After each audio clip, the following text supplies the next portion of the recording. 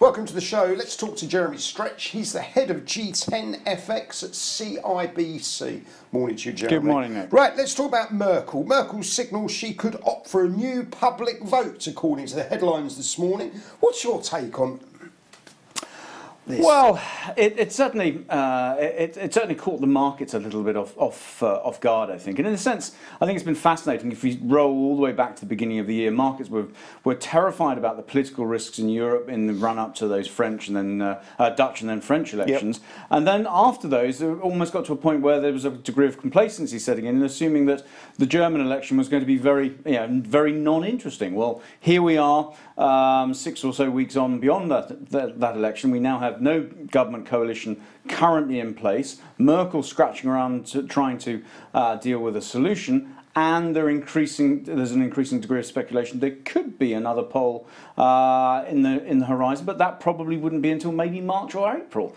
And of course, any subsequent coalition negotiations would mean a political vacuum until almost the middle part of next year. So there is a very unusual situation developing in Germany.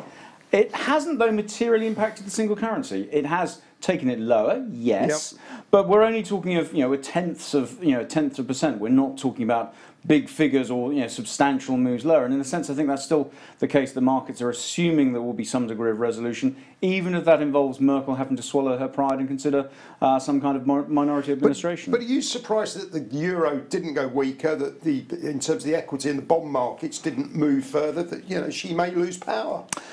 I don't think we're currently in a situation where she's likely to lose power yet. So I guess we've seen markets react, at least initially. As I say, we saw the Asian Open or the Asian session seeing uncertainty in the context of the euro, but we haven't necessarily seen markets assuming that Merkel's political future is so short that we're talking about days or weeks rather than months and years. And inevitably, I think we can assume that when she did fight that election back in September, that was probably going to be the last election she was going to fight. This was her 4th term. Yep. And the question is, when was she going to start to step back? Well, the markets are having to consider that she's going to be stepping back perhaps rather sooner than they'd anticipated, but it's not a situation where the political risks in Germany are so large as that we're seeing investors really fleeing for the exits yet. And I think that's probably going to be the situation that we will continue to monitor, because of course if there were to be early elections and or the CDU were to decide, or Merkel were to decide that she wouldn't contest those,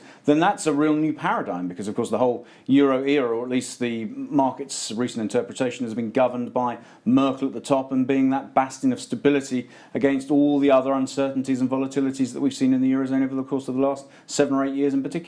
Jeremy, thank you very much indeed.